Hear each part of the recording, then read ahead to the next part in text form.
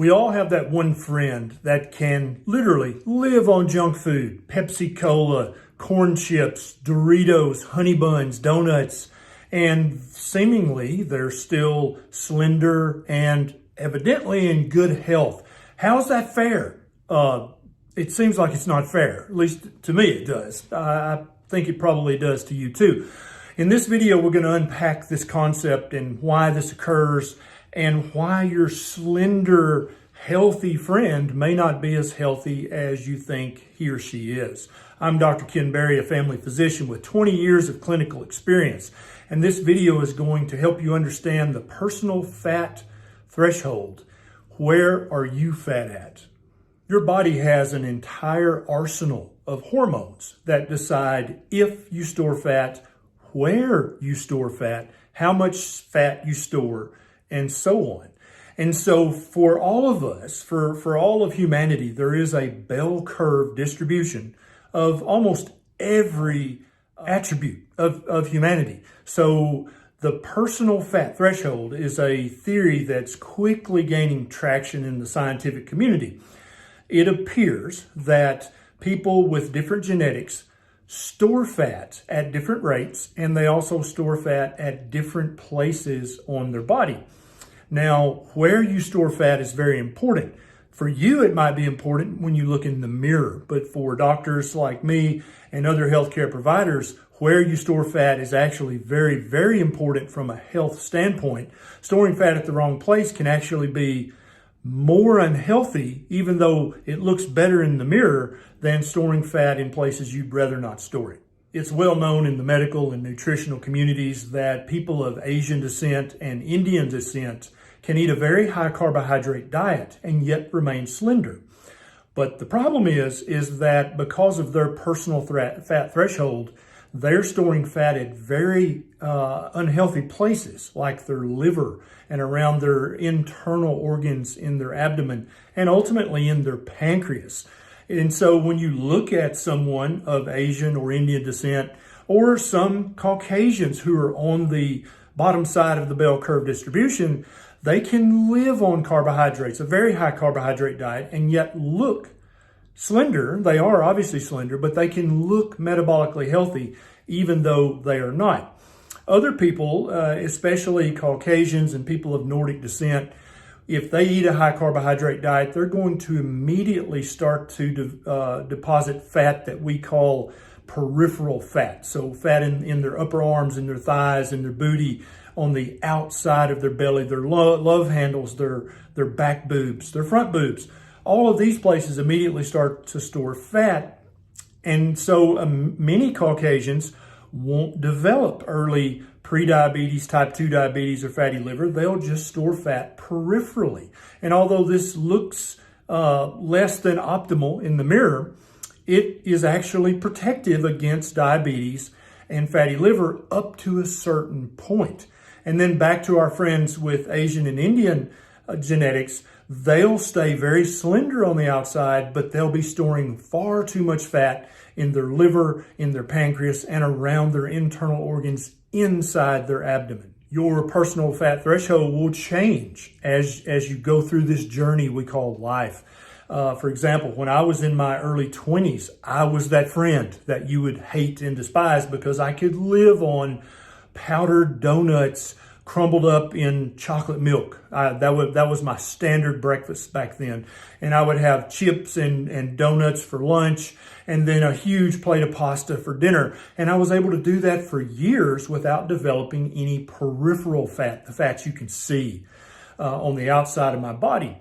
If we could go back in time and grab my 25-year-old self and hold him down and check his hemoglobin A1C, his C-peptide, his fasting insulin, his markers of inflammation, and we could do an abdominal ultrasound on my 25-year-old self, we would see immediately that I was metabolically sick. I would have hyperinsulinemia and elevated levels of inflammation, and definitely I would have too much fat stored in my liver and my pancreas, but looking at me from the outside, I look very slender and healthy. But as we go through life, we tend to start to store more fat peripherally, or mirror fat, you might want to call it, that you can actually see when looking in the mirror. And we don't know exactly why that occurs, but we do know that as people get older, it becomes easier or less hard for them to develop peripheral adiposity or developing fat on the outside where other people can see it. The people that I hope you'll share this video with are people who are in their teens or 20s or early 30s, and they're very slender, but they live on a high carbohydrate junk food diet because looking in the mirror, they judge themselves to be very healthy. Look at me, I'm very slender. How can I possibly be sick? I obviously don't have diabetes or fatty liver. The only way for these slender, pseudo-healthy people to tell if they have these internal conditions or not is to have their lab work checked by a healthcare provider. When you understand the foundational concept of the proper human diet, that all human beings have the best health, the most optimal health when they're eating a low carbohydrate diet, and definitely a diet that's free of sugars and grains and vegetable oils and highly processed food, then you start to understand that regardless of how old someone is, they could be a teenager, they can still have prediabetes, type 2 diabetes, fatty liver, fatty pancreas, and very high levels of inflammation. All of this is based on their personal fat threshold. It's based on their genetics and it's based on their age. We cannot just look at these people and just say, well, they're very slender, therefore they must be healthy. Indeed, this is the argument many people make when I'm having slap fights on Twitter. They'll say, well, look at Asians. They're very slender and they eat nothing but carbohydrates. Yes, but if you actually check their lab work, Asians and Indians actually have some of the highest levels of prediabetes, type 2 diabetes, and fatty liver of anyone in the entire world. I hope understanding the concept of a personal fat threshold will also make you think twice before judging an obese friend or loved one as being lazy or being a glutton. This is not the case. There's two things going on. They have a personal fat threshold that when they eat a high carbohydrate diet, it tends to make them store fat on the outside of their body or the periphery. And also, they just haven't learned that all human beings are by design low carbohydrate mammals. Once they understand these two concepts, it's very easy for them to start to burn off the peripheral fats, but also for your skinny friends, when they do go to their healthcare provider and they get their labs checked and find out, holy crap, I'm pre-diabetic, or holy crap, I have hyperinsulinemia. That's going to lead to a lot of terrible health problems as I get older. Then they're going to say, well, what's causing my hyperinsulinemia?